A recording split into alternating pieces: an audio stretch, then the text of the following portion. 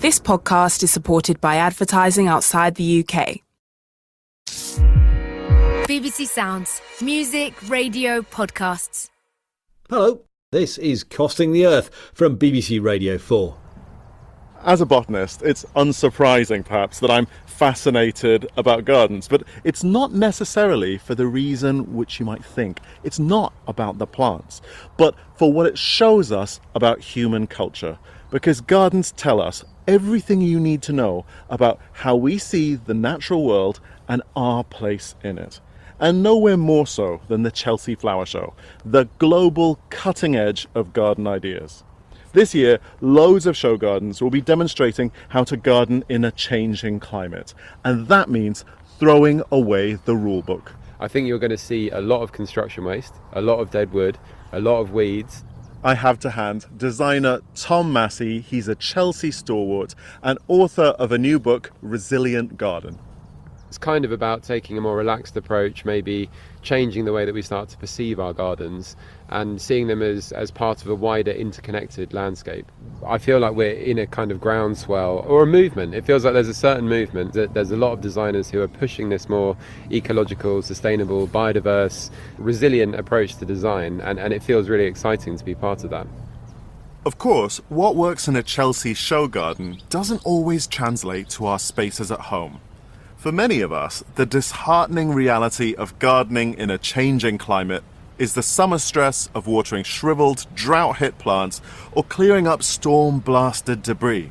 But in this edition of Costing the Earth, I'm going to meet experts like Tom Massey who believe that we can garden with hope, creating beauty to withstand climate change.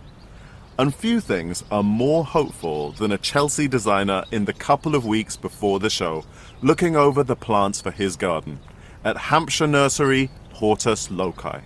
We are here in the Chelsea Pens, so this is where all the plants are laid out. So this really is a sneak preview of Chelsea Flower Show. It's kind of a sea of perennials we've got in front of us, all in blocks, laid out almost like a painter's palette. This is what Chelsea's like. You have this kind of palette of plants laid out and you draw from them, play around, see what works, see what's not working. So tell me about what we're going to be seeing from you at Chelsea. The garden at Chelsea is for the Royal Entomological Society, and it is all about insect science, really.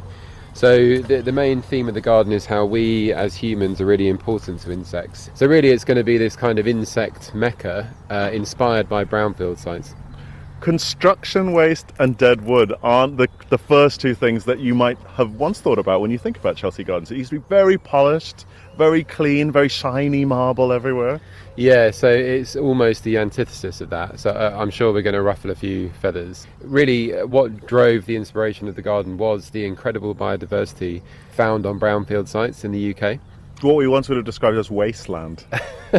That's a good term. Yeah, the garden will have a slightly wasteland type feel. You'll probably see, here you go, teasels. We're going to have some weeds in the garden, dandelions, things that are actually really beneficial. I think if you'd never seen a teasel plant before, if it had been discovered in a remote region of the Amazon, everyone would be clamoring for it. But because we associate it with roadsides or railway lines, we wouldn't grow them. Yeah, it's crazy, isn't it, how we are so kind of guided by I suppose advice that is sometimes like hundreds of years old, or 100 years old.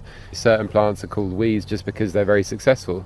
Before Tom tells us what it is about weeds that makes them essential to his resilient garden, let's check in with Dr. Debbie Hemming from the Met Office. I want to find out how a 1 degree Celsius increase in UK temperatures since the 1960s actually affects gardening conditions. We talk in large-scale averages and across the whole year, so 1 degree doesn't really mean a lot. But if you look at the extremes that have happened, we've broken a lot of the records, particularly in extreme temperatures, now over 40 degrees C in 2022. And so these extreme events are particularly having big effects on the survival of pests and pathogens, or drought events that cause water stress on different plant species or crops. So it's not just the effect of the plants themselves, it's the effect on the wider ecosystem. With warming temperatures, particularly in the winter, we've had a lot more incursions and ability for certain new pests and pathogens and invasive non-native species to survive in the UK and overwinter. Could you give me some examples of that?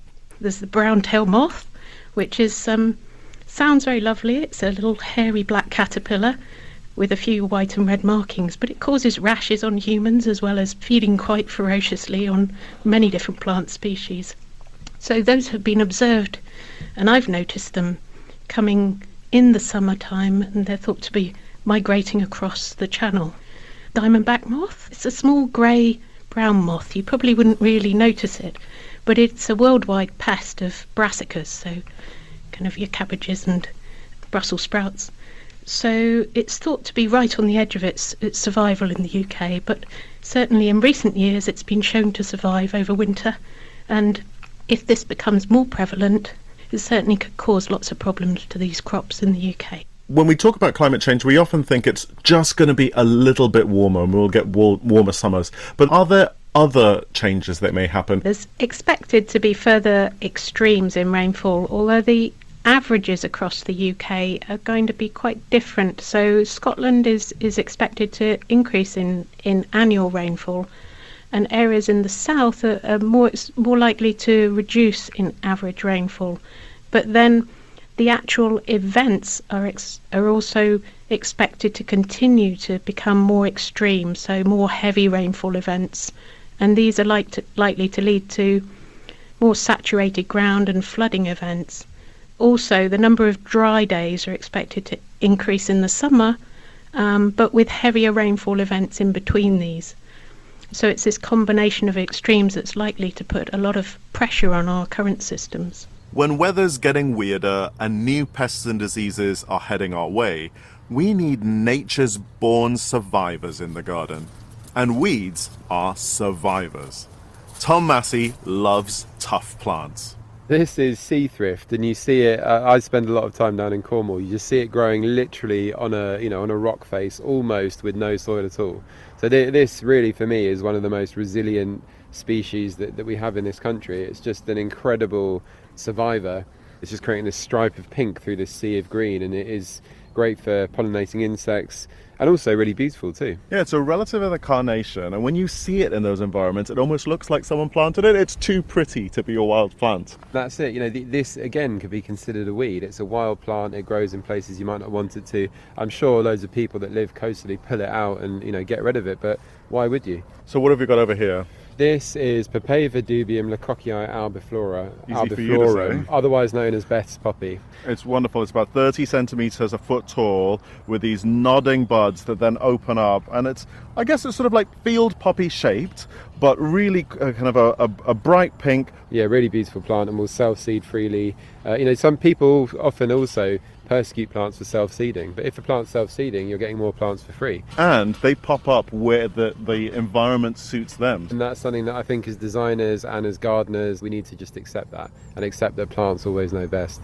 Is one of the other things maybe diversity, Yeah. the great number of species that you use? By its very nature, diversity breeds resilience. So the more plants you've got, the more chance there is that something is going to survive. If you have a high degree of biodiversity, so lots of different plants growing in a community, potentially benefiting each other in the way that they might be drawing nutrients from the soil, then you're just creating this resilient, biodiverse ecosystem. I noticed you have a lot of representation from UK natives, Yeah. but you've also got things from a little bit further afield, like this handsome specimen in front of us. Yeah, so this is one of my favourites. This is a Nepeta, or a catmint.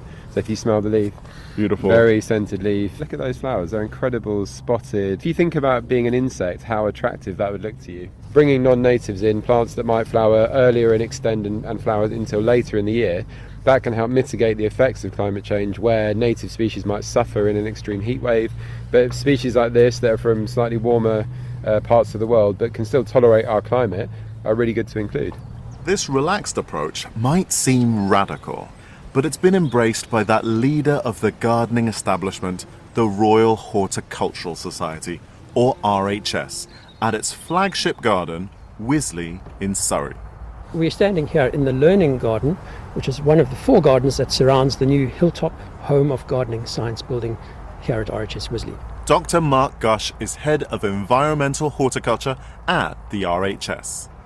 How tricky is it to be able to design for what's going to happen half a century from now when we're not even very sure about what's going to happen? There's so much unpredictability in the system. Well, you said it. It is tricky. It is really tricky because there's so many factors to take into account. I think ultimately it boils down to looking at the growing requirements of a particular species and the ranges within which that particular species can thrive. So are we looking at planting sort of nature's equivalent of the pigeon, something that survives in lots of different environments, rather than the panda that has a very limited environmental niche? Potentially, yes. Plants that are adapted to more extremes. So riparian plants, for example, riparian trees. Plants that grow by riverbanks. Are used to fluctuations, water levels rising and falling. And so they have periods of drought and periods of water abundance, and so tend to be sort of more resilient in that way. That's a really good guide. I'd never occurred to the me. willow, for Of example. course. Yes, the willow is a good example. Salix. Dr. Mark Gush leads a team of scientists researching how gardening can become more resilient to climate change. And it's not just what you grow, but the way you grow it. What I usually do with visitors to this section is ask them to spot the water butt. Okay. And if you look around, you won't see it, of course, because in truth, we're standing on it. No. And you wouldn't believe it, but we're standing on permeable paving, and water filters through this into a tank, which is underneath us. And the water that supplies this tank comes from runoff from the hilltop building. It just looks like regular paving, so it's really smart design. Yes. Most people will have a bit of space to just put a water butt in their garden. If you can capture the rainfall and store that for periods of need when there perhaps are going to be a hosepipe ban or a water shortage, then you're improving the resilience of your garden just by having the water that you need when you need it. If we look over there, we see that willow leaf mold basket. Yes. That's designed to put leaf litter in, and the leaf mold will actually decompose and create this lovely rich compost that you can use at home. So that's just one I example. thought that was a really innovative piece of garden sculpture. We're really trying to promote home composting, particularly with the pressures on resources and this move away from the use of peat in horticulture. And the reason for that is the importance of peat bogs. They really need to be protected. They are fantastic stores of carbon. As soon as those peat bogs are drained, the peat is exposed to the atmosphere, and of course as the carbon is released in the atmosphere, it's contributing to increased CO2 levels and global warming. Tell me about fertilizer, because the industrial processes used to create fertilizer are incredibly carbon intensive. The more gardeners can create their own home-based compost, and perhaps even their concentrated compost tea or comfrey tea. Things like nettles and comfrey have this incredibly deep root system that really mines deep down into the ground, takes that minerals out, and then turn it into a leaf form. And then when you stick a whole bunch of them chopped up into a barrel of water and let them rot down, you're creating free fertilizer, which is locally sourced and doesn't have that environmental impact. And you're turning weeds into feed. Yes, double benefit.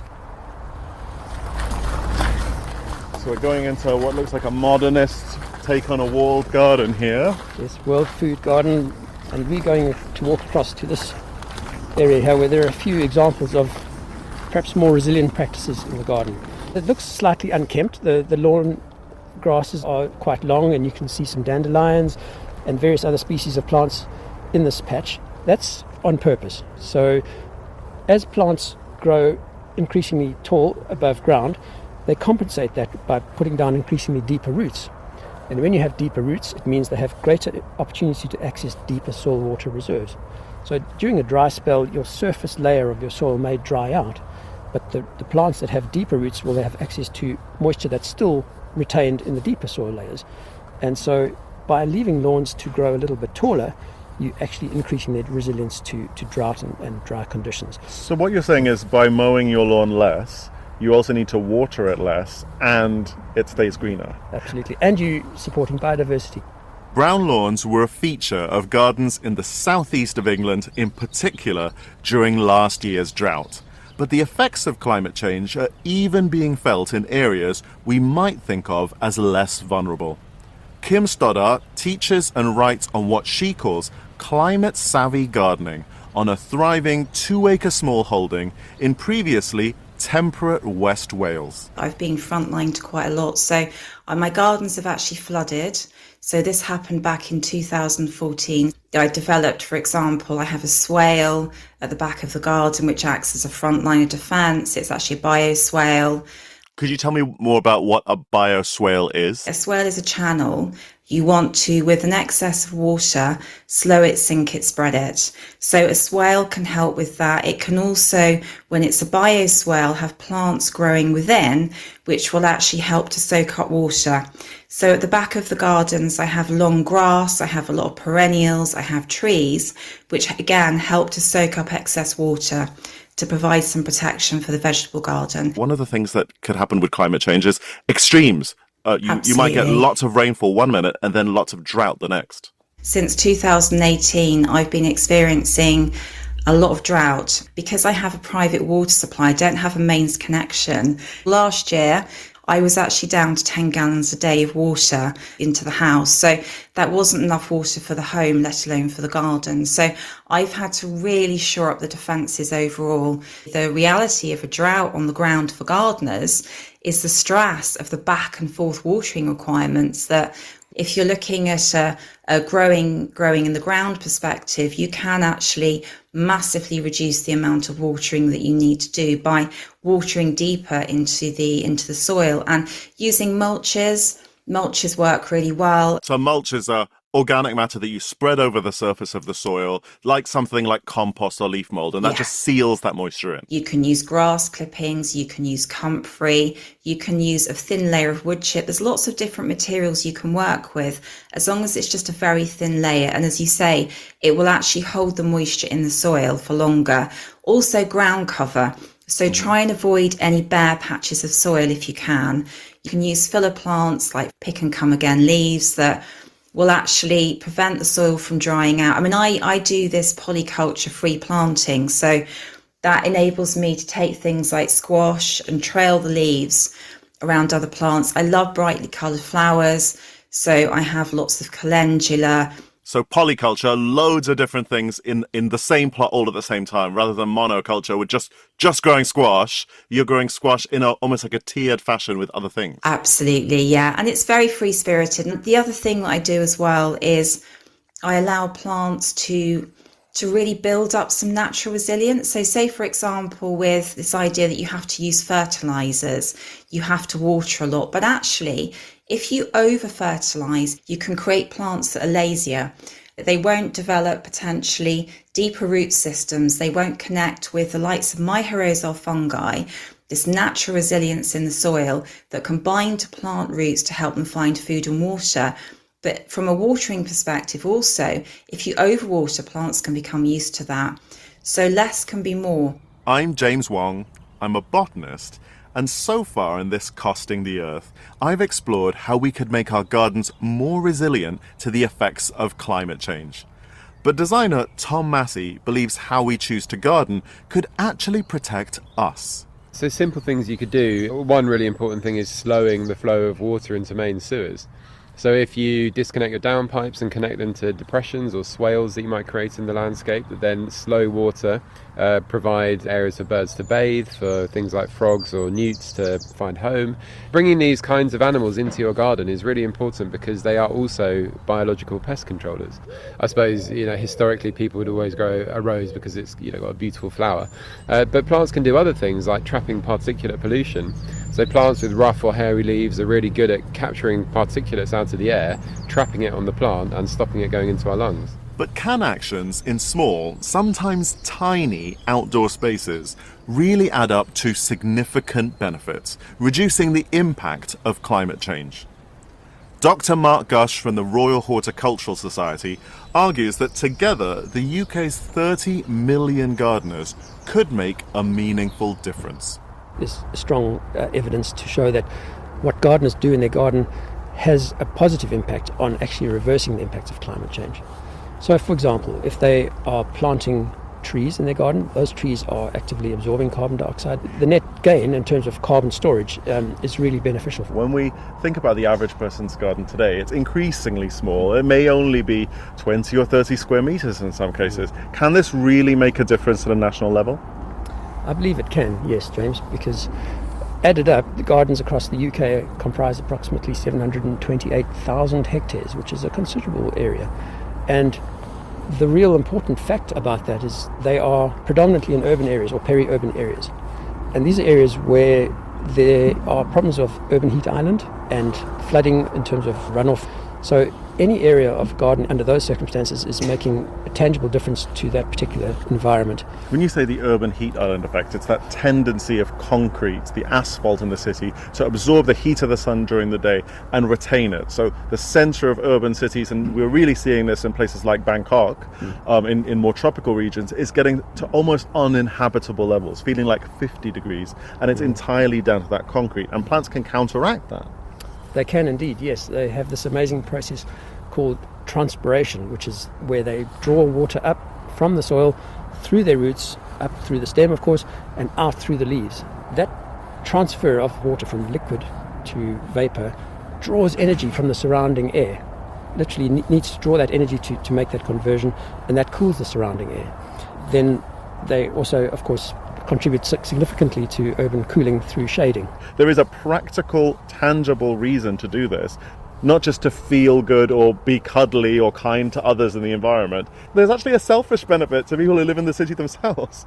Selfish for our generation and perhaps forward thinking in terms of the coming generations. You know, it's about creating habitats that are livable for future generations. It's becoming increasingly important for people to consider the impacts go beyond the garden fence.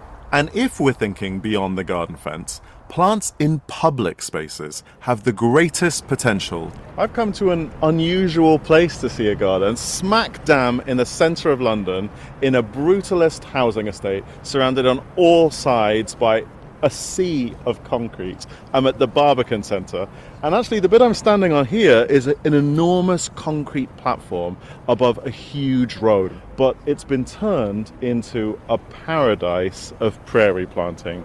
And I'm here with Nigel Dunnett, who's Professor of Planting Design and Urban Horticulture at the University of Sheffield, who designed it. I'm a bit of a fanboy.